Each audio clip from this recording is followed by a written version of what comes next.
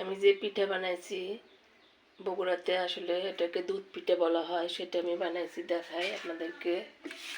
এটা কিন্তু দুধ, যেহেতু হাজব্যান্ড আমার অসুস্থ ছিল ওই জন্য করে ঠিকঠাক মতো আমি ভিডিওটা করতেও পারিনি আর ঠিকঠাক মতো দিতেও পারি না। যেটুকু করছি সেইটুকু আপনাদের সাথে শেয়ার করব।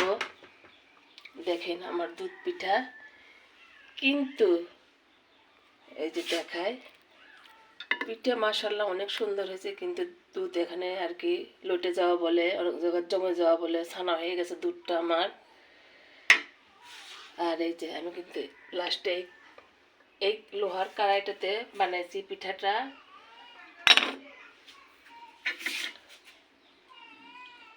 এখন আমরা কিভাবে খাই সেটাই দেখেন। বিসমিল্লাহ। কিন্তু অনেক স্বাদ হয়েছে, অনেক ভালো হয়েছে মাশাআল্লাহ, অনেক সুন্দর হয়েছে।